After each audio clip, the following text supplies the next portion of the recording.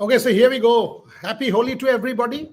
Hopefully, the festival of colors will bring peace and happiness and joy to everyone. And the IPL season, there will be a lot of color. There will be a lot of color around the cricket world for sure. Not the best day for India as far as badminton is concerned. Lakshya Sen going down in straight games. And not the best from Lakshya Sen. Just about 15 minutes back against Li Shifeng, first match, first game 10-21. Second game, he was up 11-8 and then losing 21-16. Not the best match in the quarterfinals. At the moment, Gayatri and Triza, they are up against the Chinese pair, and it's 4-3 in favor of Pulela and in Triza. Remind you, this Chinese player at one point was world number one, currently the second seeds. It's a very tough match. But we move our focus to Delhi Capitals. Joining me, two of my dear friends, Shomik and Shubhan. Two very, both of them follow the IPL very closely. And we will decode Delhi. We will decode Delhi from the way we are doing the SWOT analysis in terms of their strengths, their weaknesses, what is the weakness, the bowling department, the batting department. I'll put a couple of questions on the table and go to them. One, according to me, after Harry Brooks' withdrawal, Delhi's strength still remains the top order with the middle order slightly wobbly. The top order with possibly Jake Fraser-McGurk, Faf du Plessis, KL Rahul at 3, or du Plessis at 3. And thereafter, you have a Tristan Stubbs, you have a Axar Patel. I will obviously ask them about Axar, the captain, and then finish off with Ashutosh Sharma. The top order, 1, 2, 3, 4, 5, very good, very good. But thereafter, there is a bit of a wobble in the absence of Harry Brook. Shomik, you go first. Good top order, very good top order, but a problematic middle order. Yes, absolutely. And I think they will have to pick wisely as far as Harry Brooks' replacement is concerned. BCCI is absolutely right to ban Harry Brook for 2 years because it was clearly set out in the terms and conditions that if you are pulling out at the last moment at the 11th hour without a valid reasons, now it has certainly dawned on Harry Brook that he will have to concentrate more on his national team. Actually, what the vibe that is coming from England is that he is a candidate for the England's Test captaincy, which is the reason why he has pulled out. But BCCI is absolutely right and absolutely well within their rights to ban Absolutely. him. Absolutely, but it puts DC in a spot of bother. Uh, Last year also Harry Brook pulled out, and even after that, DC reposed faith in him. Now he has gone. They will have to pick his replacement very wisely. See, as far as Harry Brook is concerned, he is a bit overrated player by the English media, given that he is sort of a flat track bully. We saw how he struggled against Varun Chakrabarti on India on in Indian conditions during that white ball series that preceded the T20 World Cup. But now the IPL, the majority of the matches are going to be played on flat tracks, and from that point of view, you are absolutely right. He could be that missing cog in their wheel, and that can make Delhi's middle order a bit wobbly.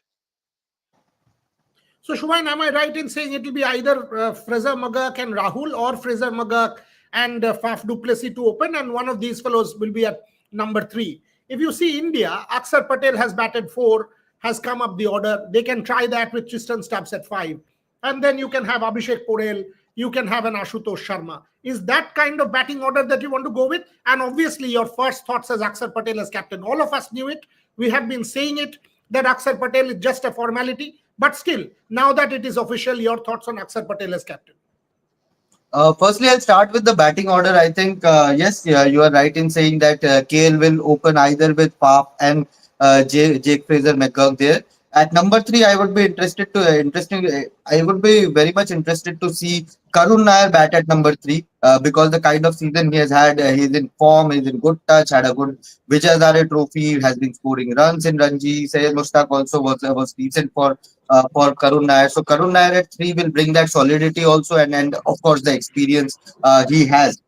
From number 4 onwards, of course, you can put in a Akshar Patel there, but I would like to see Tristan Stubbs get a better role there with more deliveries to face with, and he's the man in form. So Tristan Stubbs at 4, Akshar Patel at 5, Ashutosh Sharma at 6, and number 7 could be your Abhishek Porel is there, Samir Rizvi is there.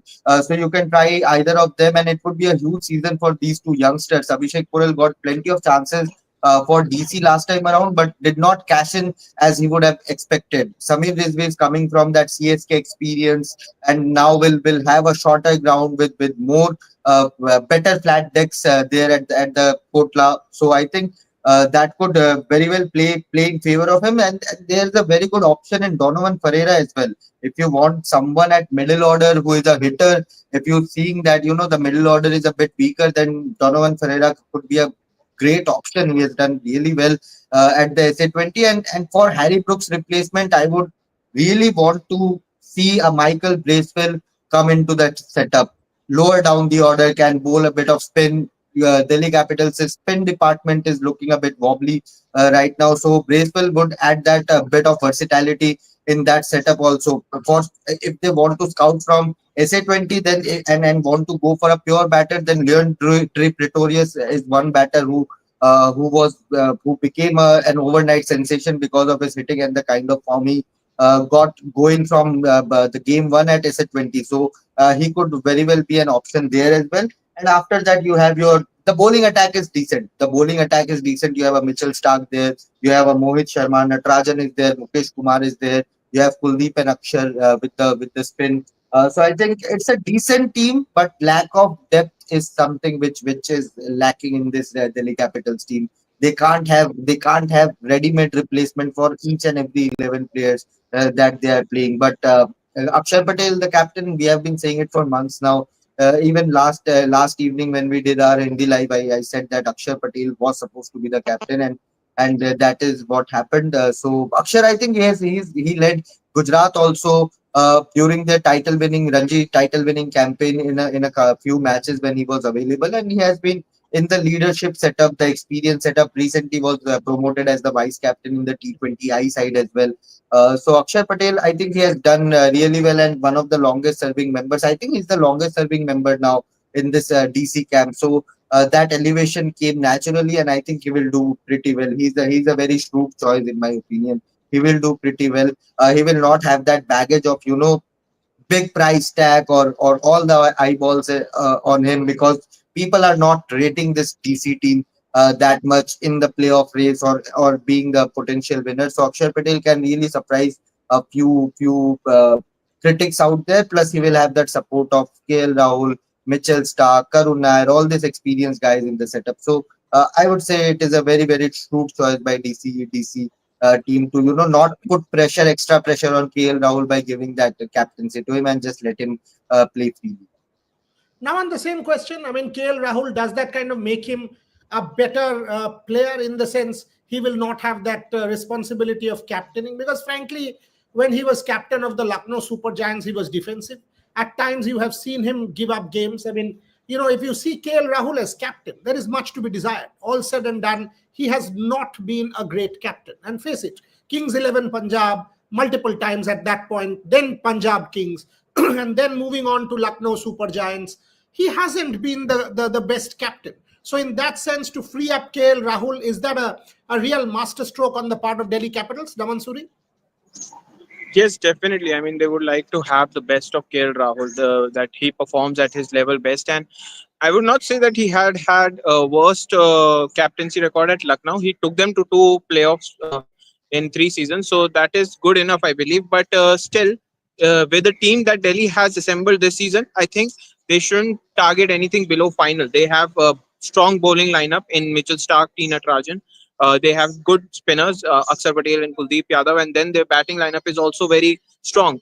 Given that they are able to do their selection, I mean, their selection was, if they are able to sort that out, that will be great. So yes, KL Rahul giving Axar the captaincy, who has been showing us that he has been a leader. The vice captaincy with India as well, and 10 wins with Gujarat as a T20 captain. So he is showing his attributes as a leader, and KL Rahul, the freedom he will get to go out and just do his job that will be a little easier on him. He will have a little less of pressure. He will have the ability, the, the the the feeling that comfortness that he can go out and play according to him. He doesn't have the pressure of captaincy that he has to make sure that his team goes out to win. I mean, that is what he has to do. But as a captain, there is a added pressure on a player. So that is some relief that he'll be having.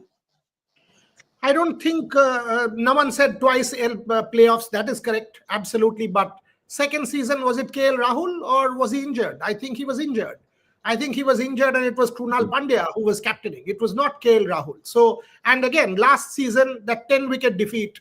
If you see Lucknow, even in the first season at Eden Gardens against Rajasthan Royals, 36 to get of 3 overs. KL Rahul batting at that point in time was not able to finish the game. So as captain, there have been crunch situations where KL Rahul has been found wanting. So that's the point. I mean, Lucknow Super Giants in that match at the Eden Gardens, they had an opportunity. They had an opportunity to get going. They had a really good season. KL was batting. He was in. One expects the captain to close it out. If you see the second season, he got injured. So no issues.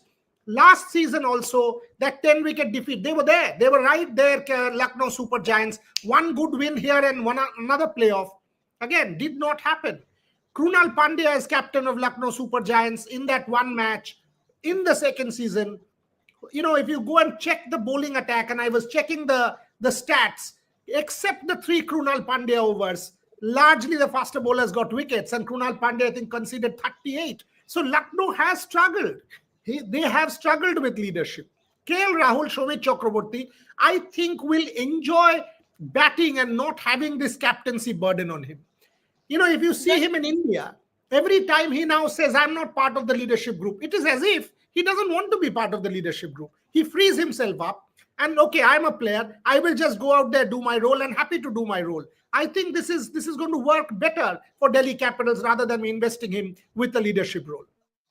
Yeah, that's what he said in that Star Sports interview, that it's a change of scenery for him to start with. And he said, now I'm going to a place where I can play with a bit of freedom. That all said and done, I accept that absolutely. But then again, is he a batsman? I mean, we all know he is a very average captain. He is a very average captain who follows the stereotype. He cannot think out of the box. That's what we have seen as far as his leadership is concerned. But is he a batsman also who is cut out for T20 cricket? If he is, then why he is out of the Indian T20 side? The thing is that Indian T20 side has better players than him in terms of Sanju Samson, for example. So that's why the selectors and the team management think that KL Rahul is not fit enough as a batsman for T20 cricket. Although, make no mistake, he can hit the ball very, very hard. I was watching him bat at the ICC Academy, and I had an impression that the Hardik Pandya is the hardest hitter among this in this Indian batting lineup. But I was proven wrong. In fact, Shreyash Iyer is the hardest hitter, followed by KL Rahul, and then Hardik Pandya. The difference is very minuscule. And the modern day bats and all, the difference is very minuscule. But he is a serious hitter of a cricket ball. But then again, under pressure, he also, as a batsman, cannot think out of the box. That's his biggest hindrance as far as T20 cricket is concerned. At the same time, see, the point that Shomik is making, Shubhan, is that same one. That KL Rahul is in that conventional mold. He is going to take a bit of time, then go and not the Travis Head kind of form, or the Abhishek Sharma, or the Philip Salt, or that mold. KL Rahul will take a bit of time. And by the way, he has all the shots in the book. Having said that, he has all the shots in the book. He can flick for 6, go straight for 6. He looks elegant. All that is there. But look at him in big tournaments. 21, average. If you take 22, below par. If you take other T20 competitions that KL Rahul has played, not the best. And then obviously losing his spot in the Indian team. Is KL Rahul best suited for this format? Maybe not. Your thoughts on that, Shubhan? I think, Boriala, I think KL, it's not about about skill set. It's not about how he can bat, whether he can bat or not. He's one of the finest batter of this generation. We all can attest to that. But I think it's more of psychological thing, and plus the conditions for Lucknow Super Giants. I don't think Ekana Stadium is the best for the batters unless you are a Nicholas Puran who have that brute strength to clear any outfield in the world. I think that also played a bit of a role, but psychologically also Kale, I think in the past has also accepted that he used to burden himself when he was with Punjab. I think that he said that he used to burden himself, fearing that if I get out, then what will happen? My team will lose, my middle order will crumble, and that goes because of the lack of batting quality that Punjab Kings had that season. Maxwell, I think, was not firing. So there was a lot of pressure on Kale to perform. If you remember IPL 2018, he had a terrific season, scored more than 450 plus runs, had a strike rate of almost 160. So it's not like that Kale can't bat and can't bat like the modern day T20 batter. You don't need a scoop shot or a reverse ramp in your book. If you can score at a higher strike rate with traditional shots as well. Rohit Sharma is an example in the T20I format, not for Mumbai Indians. Rohit Sharma is also a very typical, very peculiar case because he hasn't fired that well for Mumbai Indians for the last few seasons. But for the Indian T20I side, before his retirement, he was playing fine. So for KL Rahul, I think that psychological pressure, the conditions of the Ekana Stadium, I think it played against him, against his T20I career, and he was dropped. But he has all the skill sets in his armory, and I have said this in the past as well. I sincerely feel that this Arun Jaitley Stadium, shorter ground, now the pitch is one of the flattest decks. Now, without the pressure of being the captain of the team, I think he will enjoy this role, and I think don't be surprised if you see a different KL Rahul in this IPL going all out and just enjoying his sixes and fours and the hard hitting thing that the template that SRH and KKR created last time around. So I think he will do really well without the extra baggage of captaincy and of course the flatter deck in Delhi. See, at one point in time, yes, I'm coming to you, Shumik. At one point in time, I thought KL Rahul would be the best player that India has seen in Yeah, T20. yeah, Okay, at one point, around the 2018 period that you're talking about, I think he scored 600 plus runs in that season. Unfortunately, I did not see that potential materialize for whatever reason. Burden of captaincy, fragile mindset, mentally perhaps not the strongest, say, compared to a Virat or a Rohit. I did not see that materialize. And eventually sort of getting dropped from the team. Multiple times I have seen him put himself under pressure. He's put himself under pressure and then in crunch situations has given it up. And when he gets out, for example, you see that he's kind of admonishing himself. He's very restless. He's extremely dissatisfied. An intense man. And as I said, at one point I thought, come on, this man with these kind of shots will be India's best T20 player. I did not see that happen. Can KL Rahul rediscover himself in this season? We will have to wait and see. Maybe a Jake Fraser McGurk at the other end will help him because he will go after the bowlers, give the Delhi team the start. KL Rahul has a few more balls, but it will be very critical, Shomik, at the top of the order between McGurk, maybe Duplessis, and KL Rahul to give Delhi that solidity. Shomik. Absolutely. And I had an interesting theory. In fact, a couple of years ago, I had an interesting conversation with Sitanshu Katak. Obviously, he was not part of the Indian team setup then, but it is about if you look at the batsmen, traditional cricket centers, you usually won't see them.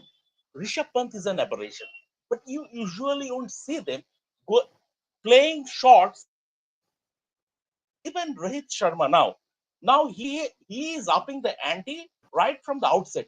But you'll see him playing conventional shots. He'll not do a reverse ramp stuff like that. The thing is that this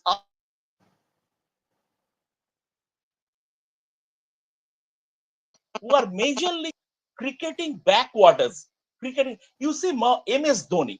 If we move back to 10 years, if we move back 10 years, you will see MS Dhoni. He is coming from a cricketing backwater. Rinku Singh, he is coming from a cricketing backwater. Even Hardik Pandya, he is coming from a cricketing backwater. But the conventional cricket centers like you see Bombay, Delhi, Calcutta, Bangalore, Chennai, you will see very few.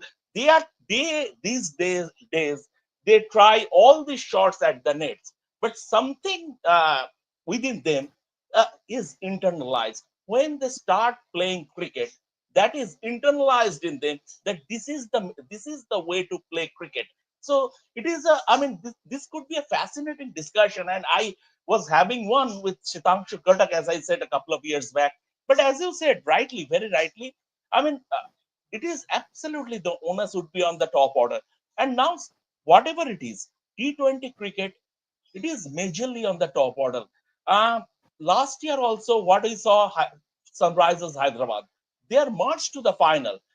Who were the bedrocks of that success? Abhishek Sharma and Travis Head. They are two openers. KKR also did brilliantly as far as their top order batting is concerned. So now the template is like that. In Indian team, Abhishek Sharma, Sanju Samson, and number 3, Tilak Verma, they do it.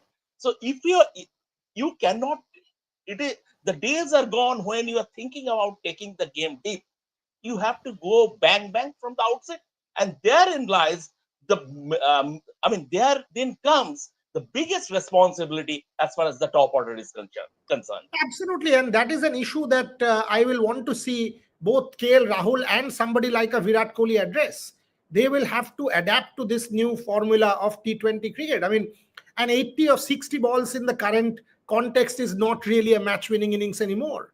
You might just get a 80 of 60 balls, and if it's an 80 of 60 balls, the fact of the matter is your strike rate is 140. Is 140 enough? Maybe not. Shubhayan was talking about 200 scores yesterday. If it's a 200 score, then 140 strike rate is not good enough. You will need a far more strike rate. And that is where the problem is. When you then hear, oh, you know what, somebody scored 450 runs at 140 strike rate, you think, okay, great. But then when you put it in context, that largely the totals are 200, 210, 220, and you think, oh, 200, 140 is not good enough. So what happens then? But Naman Suri, the other problem with Delhi, especially in Delhi conditions, Kotla, Arun Jaitley Stadium, you have a Mitchell Stark who's good enough in any condition.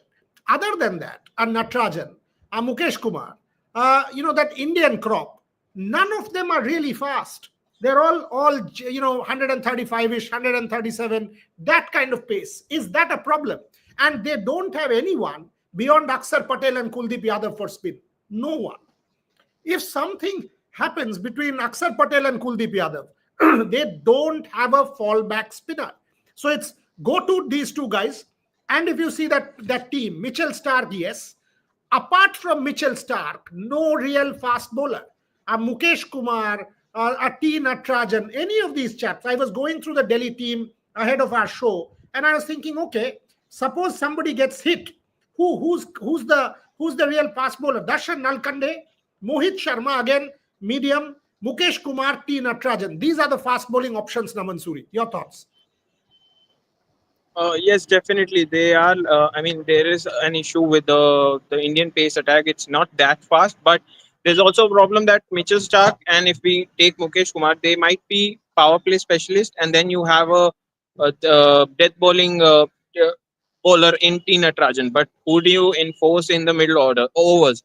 There is Axar Patel and Kuldeep Yadav, but what will happen if they also get injured? You don't have there is an uncapped two players, one uncapped and both of them uncapped. One doesn't have even have a IPL playing experience. So there is an issue that Delhi have to sort it out. And given that the boundaries in Firozshah Kotla will be small, the teams will try to target that middle overs to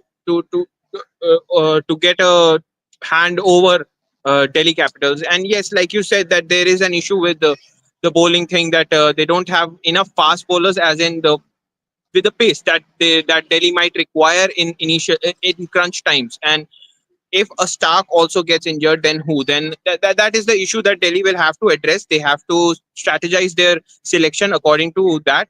It's a long tournament. They have to manage their team. They have to strategize how which player when will they play and how they can play. If Stark is going to play every match, how is he going to manage his uh, fitness and all of those things. So that will be very crunch to Delhi's title hopes.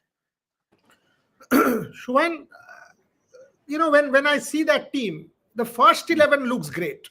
It actually does. If you see the first 11, box tick, box tick, box tick. But it's 14 matches, 2 months. One injury, like you said, Michael Bracewell, excellent call. If they do take Michael Bracewell, they fill in that spot, all-rounder, middle order, spin option, and all of that. When I now see that one of their first team guys gone, a Stark or a Kuldeep or an Axar, even if for 2 matches or something, and then I see, array, where is the replacement here? There is no replacement. So that might be an issue for Delhi.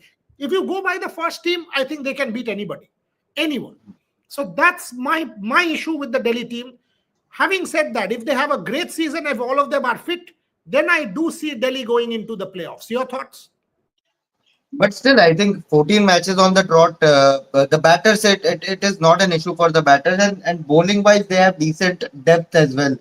You have a Mitchell Stark bowling 140 plus. You have if you want to replace him for a couple of matches, you have a Dushmanta Chamira, again a 140 plus bowler. In Indian pace department also, you have three quality pacers in Mohit Sharma, T. Natarajan and Mukesh Kumar. Mohit Sharma also has revived his career pretty well. Mukesh Kumar is known for his Yorkers at the death, and T. Natarajan, we all know what he can do.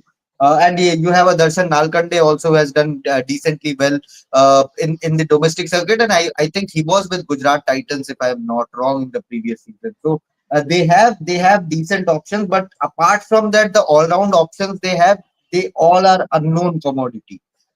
They all are an unknown commodity, and not a lot of people have seen them. If you talk about Madhav Tiwari, if you talk about Manwant Kumar, Ajay Jadhav Mandal, they are decently talented players, but they have not yet uh, come into the IPL scene and have taken up that pressure or played some of the knocks. Ashutosh Sharma is also an option with the ball, but again, how much can he bowl in IPL setup is a thing that is yet to be seen.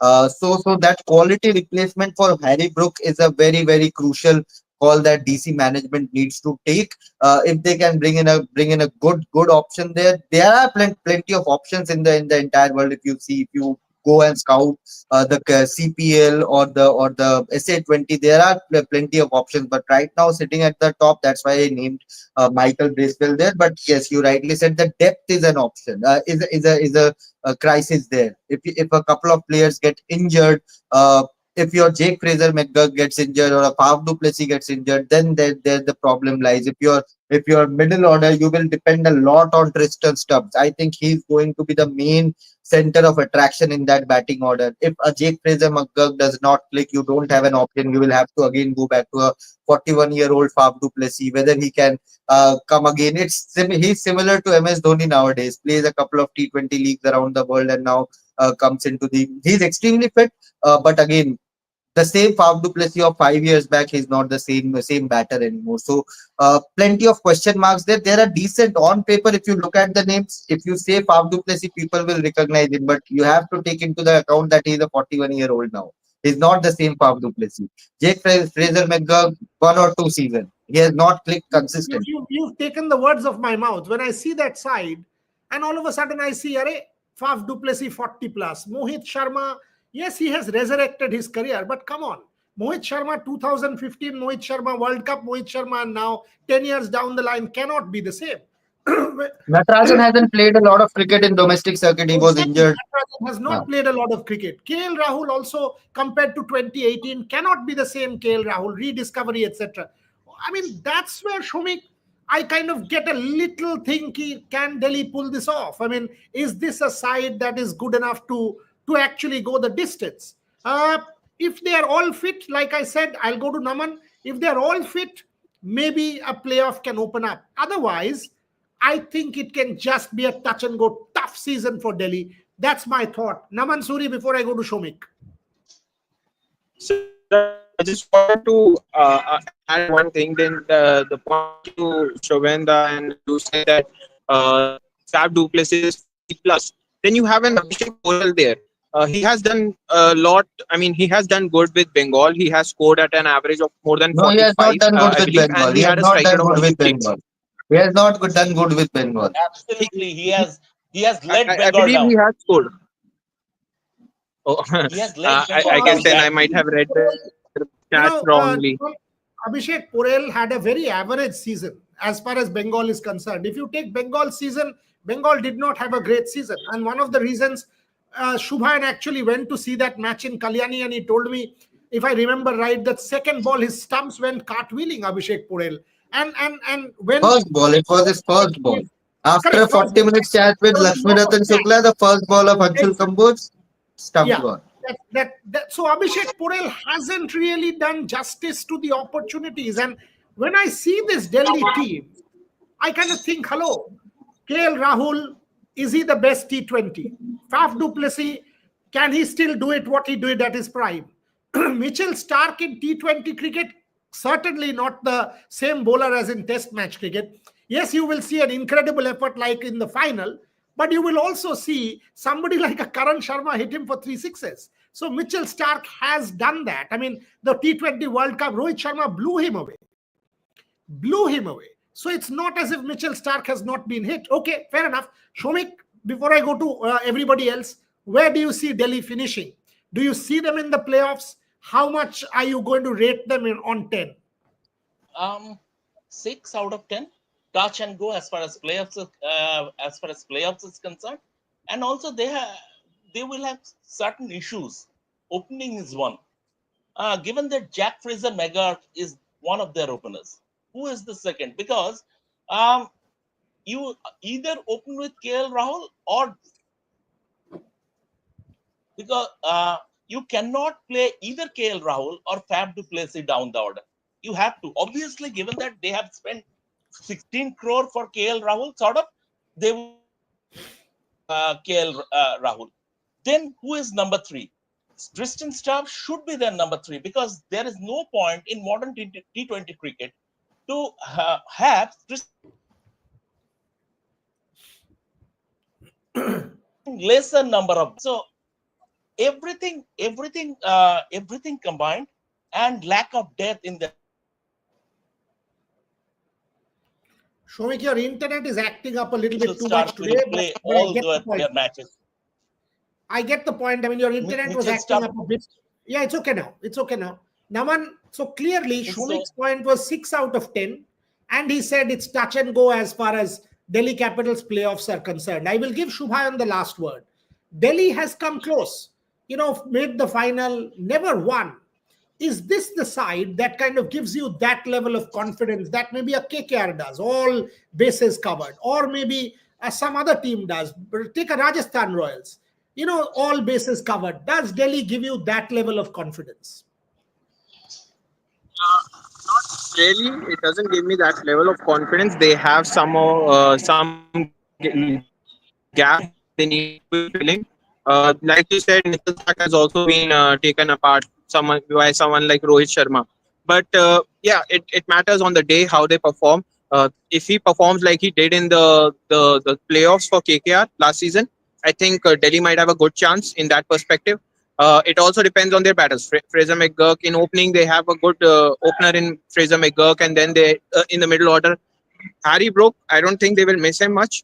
But if KL Rahul, Karun Nair, players like these, if they fill their role, they perform like they have always done for their respective sides, I think Delhi might get into the playoff this season. And Axar, I believe, has a certain amount of leadership qualities that he can lead a team like Delhi. He has been playing for them for quite a while now, and he knows the team very well. Shubhayan, my three strong points for Delhi are: one, Axar Patel, the captain. I think he's a good level-headed cricketer. Knows his limitations, knows how to handle, knows that Delhi setup, and is a good call. Number 2, I don't know about Hemang Badani. Dubai and IL, all that T20 and IPL are very different ball games. I mean, winning a Dubai IL T20 or doing well in outside of India, frankly, nobody watches. That pressure, and compared to here where 1 billion eyeballs will be focused on you, is a very different ball game.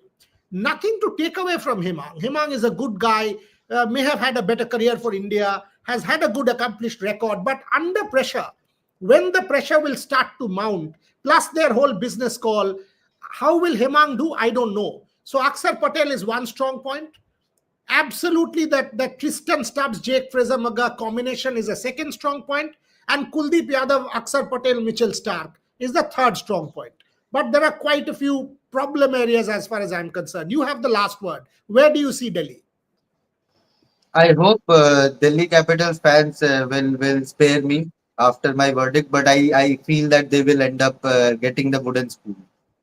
The other What? teams are they the other teams are far stronger, have better depth. Combination wise, I think the other teams are. That's why I quickly checked the other 9 squads of the IPL. I think DC will end up being at the 10th spot. I don't. I have to say this. I don't think they are that bad. I don't. I think if they have No, they their are not bad at all. They are not bad at all, and then things can change. Completely, things can yeah, change. yeah, But looking at Al- the teams on paper, but and also I Shubhayan, do they have the winning mentality? So far, they haven't. I mean, they no, this haven't is a come new up with. setup. Show me. Let's give it to them. This is a new huh, setup right. with Hemang and New Venu. coaching setup, new New captain, new coaching setup, players. I new think, we've got to see that they will not carry the baggage of the past. I think right. because I was thinking of their team and I was saying Jake Fraser-McGurk, KL Rahul. Maybe if they want to go with a Faf du Plessis, they can go. Otherwise, Karun Nair. And then Tristan Stubbs, Axar Patel, Abhishek Porel / Ashutosh Sharma, 6 and 7, Mitchell Starc, and then the two Indian fast bowlers, Mukesh Kumar, T. Natarajan, and you close out with a Kuldeep Yadav. That's their first 11.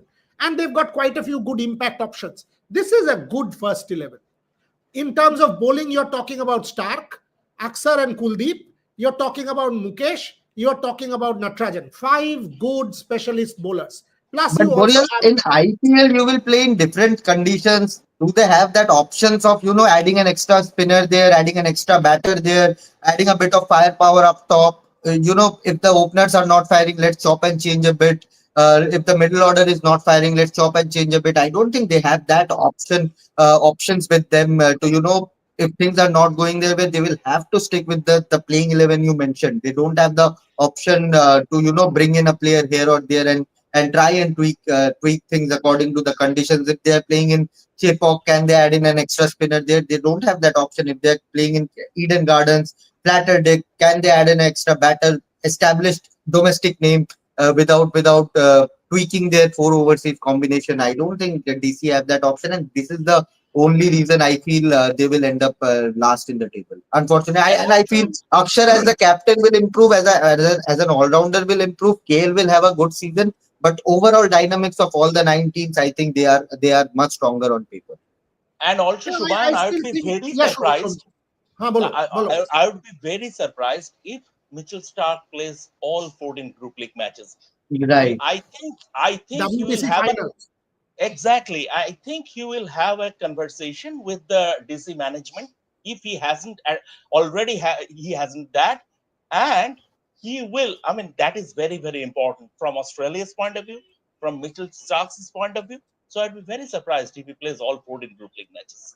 That's a very fair point. I mean, all of these fast bowlers, Pat Cummins, Mitchell Stark, Josh Hazelwood, even if they come and fit and all that, will they play all of the 14 games with the World Test Championship final loading a week after the IPL? One has to wait and see. I still don't think Delhi is they'll struggle like Shubhayan said. We've got to wait and see. But yes, I do think that they lack the versatility after the first 11. Let's put it that way. I want to see a Ben Duckett or a Michael Bracewell. I think somebody said this. Vian Singh said this. Ben Duckett or a Michael Bracewell come into that team. I think either of the two players will add quite a bit of depth to that side. The existing setup, that is. And someone pointed out to me, Hemang Badani won TNPL. Fair enough. But, I mean, is it remotely comparable? I'm talking about international competitions. Even they are not comparable to the IPL. You are giving me a TNPL. I mean, He's somebody a good coach. He's a good coach, but I think he's a good coach. is a But different ball game. Somebody winning a Bengal Pro T20 or a TNPL or a Karnataka Premier League or a whatever Premier League and an IPL where a billion eyeballs are continuously scrutinizing your every move. Why did you leave a Rishabh Pant and why did you put in 15 crores for KL Rahul is a different ball game. Let's face it. Nobody is saying Hemang is a bad coach or anything like that. Of course not. He has won Dubai. but nothing compares to the pressure of the IPL. At this point, he has not dealt with that level of pressure. If he does, tremendous for Delhi Capitals. But we don't know yet. And that's why Shubhayan said wooden spoon. I'm not saying that, but none of us, interestingly, this is an interesting one. Shubhayan said no playoffs. Naman said no playoffs. Shomik said no playoffs. I am saying marginal chance for playoffs. This is an interesting one. None of us So I are also saying. said marginal chances.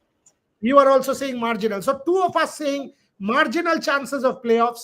Shubhayan no, Shomik no. So that tells you a story, because we do our analysis absolutely objectively. We don't care. We will put our point of view out there and then see what happens. And all of us are also conscious that if we go wrong, you guys will come and say, "Arey, what did you guys say?" No issues, because at this point, before the tournament, this is what we feel. IPL is there to prove us wrong. There will be new heroes, new stories, new tales, and new narratives. But at this point, is Delhi one of the playoff contenders? For me, marginal. For Naman, marginal. For Shomik and Shubhayan, no. Tomorrow, we will come back with another team. Tomorrow, we will come back with the Lucknow Super Giants. The Lucknow Super Giants, twice playoffs, like everyone said, once came close last year. New look team, new captain, and we've got to see Rishabh Pant donning the Lucknow jersey along with Nicholas Puran. Interesting team. What happens to that? We will do our SWOT. Enjoy your Holi. By the way, Ayush Jindal, you've just given me a super chat. Want DC to finish last, but Axar and KD for this season, whatever that means. No personal prejudices here. So on that note, Shomik Chakraborty, Shubhayan Chakraborty, Naman Suri, all of you, do watch, folks, the Meg Lanning interview. Tomorrow's the WPL final. Watch the Meg Lanning interview, because I loved speaking to her. She was forthright, she was candid, she was excellent. On that note, do watch it. Keep following the platform. Excellent content coming your way. Badminton not going India's way. Pullela and Triza on their way to lose the quarterfinal against the Chinese. That's all we have for the moment. Thank you very much for watching.